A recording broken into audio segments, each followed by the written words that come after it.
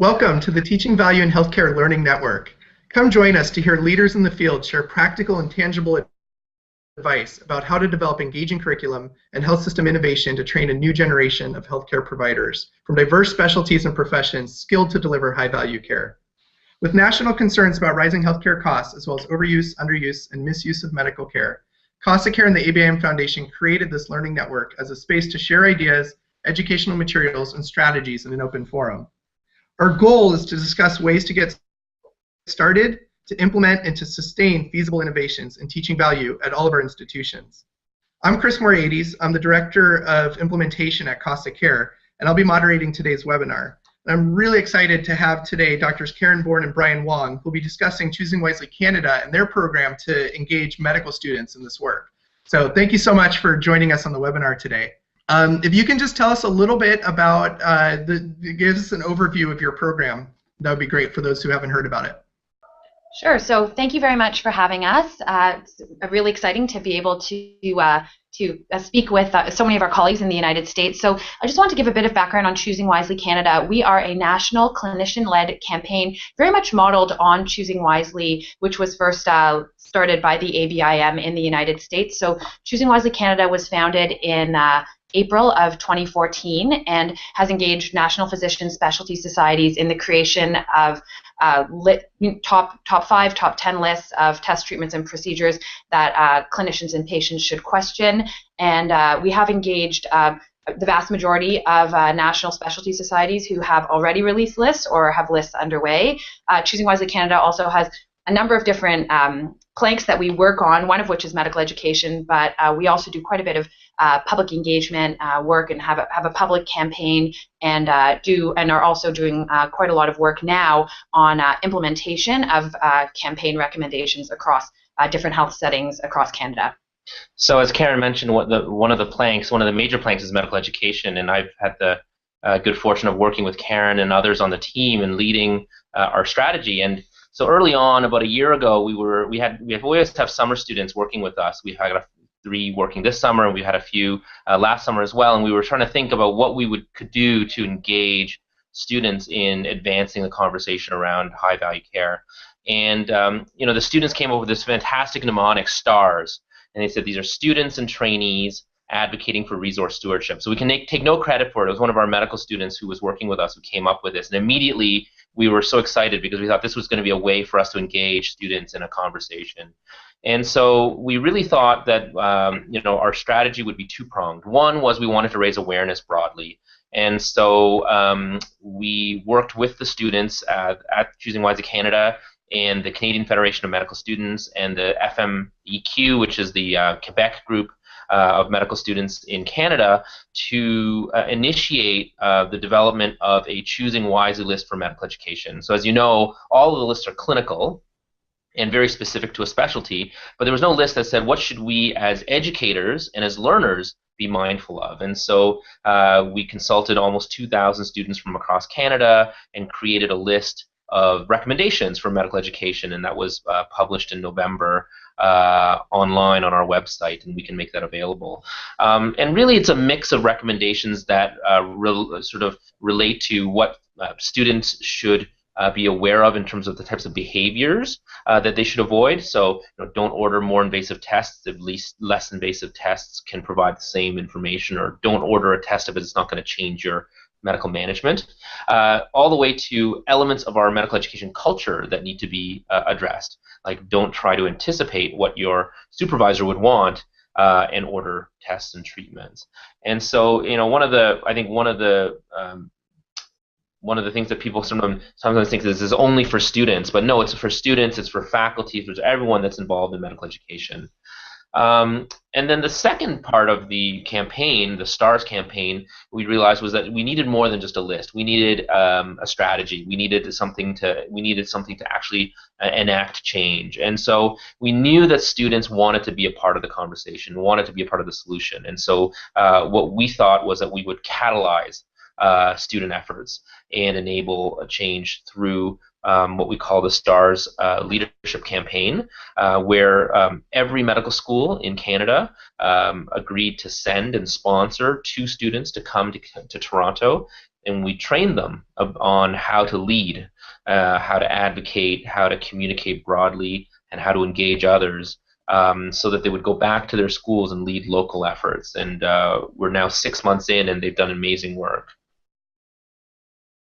Yeah, that's fantastic. So it sounds like, you took a lot of the sort of framework of choosing wisely that tapped into clinicians and professional societies to come up with their own lists, and applied that into tapping into the professionalism and really the enthusiasm of the medical students to get them to come up with their lists, and create it with you. And it's certainly gotten a ton of attention beyond Canada, right? It's been shared a lot on Twitter and on Facebook, and I think medical students have been looking for opportunities like this to be engaged in the conversation. So it's really great, and a fantastic program. Tell me a little bit about when you had the idea and said, all right, well, we're going to invite some medical students to be a part of this program. Tell us a little bit about the response that you received and how you were able to recruit the medical students to join. Yeah, I don't know. I mean, so I still remember when we sat in this room right here and we said, why don't we just find 5 places? And we know, someone in Alberta, we know someone in Halifax, and we're just going to call them up and see if they'll send a few students. And Wendy Levinson, who obviously many of you will know, who's the chair of Choosing Wisely Canada, said, no, let's go big. We're going to get all 17. And I remember Karen That's what's good about having Wendy Levinson sitting there with you. Yeah, she's not here right now, but she said, let's get all 17. And so literally, I think, it was a letter from Wendy to the deans, inviting the deans to be a part of this. And the response was overwhelming. I mean, the deans saw immediately the value in engaging students, and they were extremely, extremely supportive. And it was a week. Within a week, we had confirmation from all 17 schools that they would send 2 students. Mm-hmm.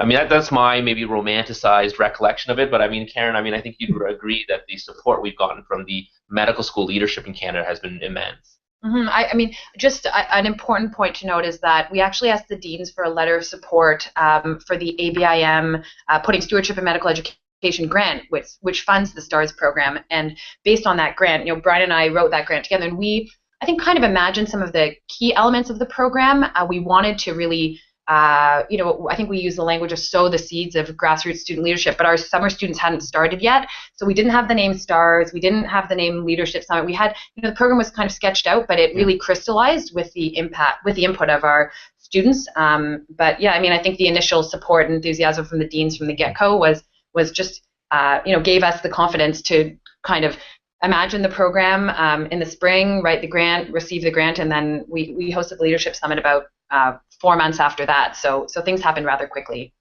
That's wonderful, and I think as you were saying that, actually, it brought to mind something that I think is dear to Brian, your and my heart, which was that it's a great example of how important it is to bring together both a bottom-up enthusiasm and ideas with kind of the top-down resource. This really was bringing together Wendy Levinson, who can make this happen on a big scale and has the connections and the resources to the deans, with the enthusiasm and ideas from the medical students. So it was a wonderful way of bringing together both the bottom-up enthusiasm and ideas with the top-down resource, and you seem to have done it brilliantly. Mm-hmm. And I would add, I mean, so what we did in terms of recruiting students was we put out an open call. We really utilized the 2 national student associations, the CFMS and FMEQ, and their local student societies to then put out this call right in the first couple of weeks of school. And we had, we wanted 2 students per school, and we had 114 applicants from across the 17 medical schools. So, in addition to the interest from the deans, I would say there was, quite a lot of interest in a really difficult job that we had to sort through all of the applications and, try to ascertain which students we would be then inviting to come to the Leadership Summit. And when they showed up at the Leadership Summit, did they know what they were getting themselves into? Did they know what they signed up for? I don't think so. I think we were sort of maybe not deliberately vague, but I think we knew what the end goal was. We just weren't sure how we were going to get there, right? And so I think that all along we just thought, okay, well, if we can just put in place the sort of secret sauce or the supporting elements that we think are necessary. So we thought, well, what do students need to go back and do this? They need to develop some leadership skills. No, let's take a step back. They actually need to learn a little bit about what resource stewardship is, because for some this might be a new concept. And so we just started thinking, what are the pieces? You know, we were very much about trying to identify ways to enable them.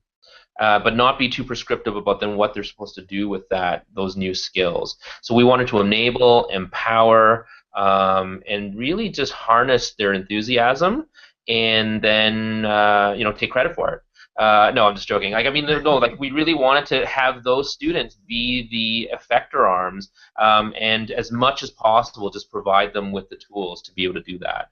And you know, we did a lot of things. And I think some things helped, and maybe other things didn't help as much. But you know, I don't think all the students were clear on the fact that they were going to have to go back and be ambassadors and change agents necessarily. But they all embraced it when they left, I think. Mm-hmm. And another, you know, part of our criteria for the program in medical school in Canada, the majority of programs are 4 years. There are some 3-year programs, but you know, as we know, med students are quite busy, and once they enter clerkship, they're really focused on their clinical work. So we specifically targeted first and second year students in our application materials to say these are the students who we wanted to come. So some of them were so new in medical school, it was November, and you know, they were first year medical students, they'd only been there since September. So I think when you said, you know, were they prepared for it, I think some of them were just kind of getting settled in medical school, and then we bring them to this national meeting where they're, you know, interacting with students from across the country. And I think it was a really important time for them to learn and to kind of feel a part of something, and doing so early in their career, you know, I think was pretty neat for the students. So we certainly had a ton of enthusiasm and energy from those first and second year students. Yeah, and I think you nicely kind of encapsulated some of the tensions and some of the design decisions you had to make early on, which is, are these first year students, are these second year students, are they third or fourth? And you know, you have trade-offs, right? If you get them involved early, I think the program can eventually grow across all 4 years as people stay engaged and all the things you pointed out. But also, you know, they're coming in, they really haven't even been on the wards yet, and you start telling them these stories of overuse that they may not have witnessed themselves. So I think that was an important thing, and I know Brian and I have discussed kind of the trade-offs there between who you choose to be involved. I actually want to move real quickly because you know, you joked about taking credit, and I know you don't do that, but you have very impressive results from that first year, and so maybe you could just tell overall results and/or some specific examples about what students did following that leadership summit at their schools. Yeah, I mean, so you know, again, we weren't prescriptive, and so we initially started to have a series of webinars, teleconferences, where we would start to check in with the students. And really within a couple months, we had already started to get a sense of the germ of the ideas that they were having. And some of these ideas initially started to percolate even when they were leaving the summit in November when they were here in Toronto. But you know, I would say the majority of the students have actually engaged curriculum committees to either initiate changes or actually implement within the first 6 months of completing the summit a change to the medical school curriculum. So integrating resource stewardship into small group learning or case-based learning in a few different schools. And so there were a lot of activities around just looking at the curriculum and seeing where these concepts could be integrated, doing needs assessments related to the curriculum of students and other faculty, all the way to actually implementing changes. And we were really impressed. I mean, it was interesting. We kind of were telling someone about this, and they said, do you know how hard it is to change the medical school curriculum? You know how hard it is to add something? And you know, when you really reflect on that, you know, the curriculum is full. There's never room for more. And yet, you know, in a very short amount of time, these students were able to go back and influence the type of change that we saw around curriculum. But beyond the formal side of things, you know, they did a number of extracurricular sort of changes around creating interest groups, holding campaign weeks, organizing special presentations where they would have a respected clinician at their school, you know, sort of give a talk and then answer questions about, you know, stewardship and overuse.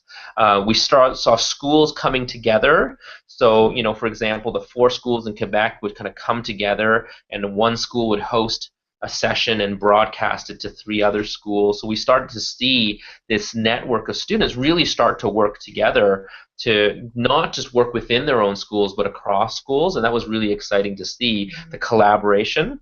And so, there are a variety of different changes, and some of the changes we couldn't even really have imagined, some that are still percolating in their minds. I mean, there have been discussions about creating trivia, doing a trivia night, and no one's actually done it yet, but, there's this sort of interest to have everyone across the country come up with questions so they can share them rather than having to, generate questions on their own. So, there are a whole bunch of things that haven't even come up in that we are aware of, but we know the discussions are ongoing, and that I anticipate that maybe this is even just the tip of the iceberg. And so, I did joke earlier about taking credit, but I think when we say, Choosing Wisely Canada, the campaign was built in true partnership with students.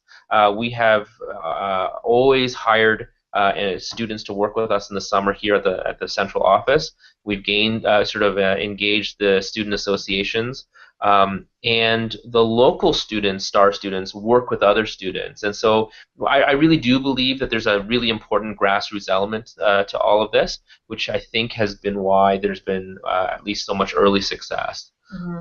Yeah, and I think I would just add, I think that the grassroots work, I mean, there's a lot of heterogeneity in terms of awareness about resource stewardship and costs across the Canadian medical schools. Part of when we did when the survey was developed to ask students which items of the 6 things that list, we did ask students, are you aware of Choosing Wisely? And we had numbers rating from about 17% from some schools to over 80% in other schools. So really a lot of variation just in terms of awareness of these issues for a variety of reasons. And so I think we also really, when we were designing STARS, when we were thinking about it, we wanted there to really be enough flexibility in the program so that some students could just raise awareness, simply tell their peers about Choosing Wisely. Like Brian mentioned, there was trivia. One student at the Northern Ontario School of Medicine made magnets, and she put them all over the fridge in the student lounge, right, with some key facts and the key items from the list. And then other students were involved in developing cases for case-based learning, where it had already been integrated into the curriculum. So we really saw a real range. And one thing I just wanted to add was also that while the students worked locally on their grassroots activities, we did have this national community of practice supporting them. So we have a Facebook group that all the students are part of, and I really encourage the students. Some of them were a little bit shy, but I'd say take a picture of yourself when you're presenting, or take a picture of your event and post it on the Facebook group. Let everyone know. And I think that also not only could everyone kind of give each other shout outs and say, that's awesome, great that you're hosting this event at your school, but it also gave other students ideas about what to do. And then another neat thing, again, that our students came up with, that the STARS students did, one of the students from Sherbrooke put together, was a Google Doc of all of the initiatives that were happening at each school. And so, the students could look and scan and say, they're doing a campaign where you get at this school and at this school, or they're having a speaker here, who's their speaker, and kind of being able to have a big, broad overview so everyone could track their progress, but all on the same document. So, people were working locally, but there was conversations happening nationally amongst our group of students about what they were up to. Both you guys talked about really engaging the students up front, and I think that is a really impressive contribution from Choosing Wisely Canada to think about the trainees. And it's sort of a long game for change, because it'll take a while for some of these things to really percolate into practice for a first-year medical student. But the reverberations, eventually the ripples reach all corners of medicine. So eventually, if you really want to change the system, I think starting with the students and co-creating it with them is such a key aspect of what you did, and a lesson that I think we all should learn from in all of our curricula, or different projects that we're doing across teaching value. We haven't had a lot of examples where we said, like you did, students were here in the office from day one. That was an important design principle that we have, and so I think that's a great contribution and a great message that came out of your work. We actually have two medical students, our summer students, sitting with us in the office now, Angela Hen and Franco Cardone, and they, so our students also did the evaluation of the program. So we, we worked with a medical resident as well, a research who was on a research block with Brian, who developed a framework and a logic model for our evaluation. But then it was actually the medical students who then went and interviewed their peers, the STAR students who participated in the last year, to ask them about the program, and who have done all the data analysis and done a really great job now, presenting that data, and we'll hopefully have a manuscript from that to publish as well. It's cool. And as you know, but tell the listeners that we're really interested in thinking about how we can take some of this program and some of the lessons and translate it here in the U.S. and hopefully bring together those groups. And so we're thinking about how we can have a similar leadership summit and program. Any listeners who are interested in helping us think about how to do that should contact Karen, Brian, myself, because we'd love to think about how we might be able to do this. So stay tuned as we work on that. I think as we come to the end here, any other lessons or pitfalls that you found or something, anything else you want to share with everybody listening or watching today? I think your comment about the long game is appropriate. I mean, I think that you can really get caught up in the initial excitement. Working with students, there's nothing like it. They're enthusiastic. They want to shoot for the stars. They really have no bounds in terms of what they can achieve in many ways, and so you can really get caught up as a grizzled sort of faculty member in sort of the excitement. And you're right, the long game, and I think that's why we are continuing to think of ways to grow the program. As you mentioned, there is a plan to have another summit and bring more students together. This time, I think we'll have a better sense of what we're trying to achieve and how we might want to achieve it based on our first experience. But the fact that this is something that's going to have to continue to build and grow is something you have to just keep in mind. You're going to see some early wins, mm-hmm. but like you said, to reach the corners will take a bit more time. But it's just such a really gratifying sort of opportunity to be able to work with what really are the next generation of clinicians in sort of shaping our healthcare system and our medical education programs. And then I think the other thing that we didn't really talk about explicitly, but there is an important role for faculty to play as well. We're talking to the students, we're talking to the trainees, but I know a lot of listeners are faculty members. And these students, when they come back, they need receptor sites, and they need people to kind of shepherd them through the system. The medical education system is complex, just like the healthcare system.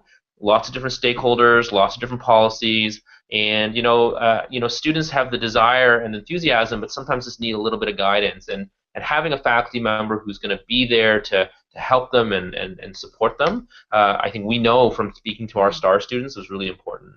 Yeah, I would just echo that. I think we did, as we've discussed, we did have the support of the deans, and the deans helped fund the students, but that was actually an afterthought. After the leadership summit, we got together and thought, oh my gosh, we need to get some faculty, and luckily Brian has many peers and friends, and Choosing Wisely Canada has a network, so we pulled it together rather quickly and were able to connect the students with the faculty. But that was something that we hadn't thought about, and wasn't part of our initial program design, but I think we found later was a really important lever for student success locally. So that certainly is something that we would like to incorporate further. But there's always that tension, I think, between the as we've been discussing, between the grassroots and bottom-up approach to this, and then the top-down. But I do think a faculty member who can work with the students, help them as they kind of problem solve and work through some challenges has been really, really key.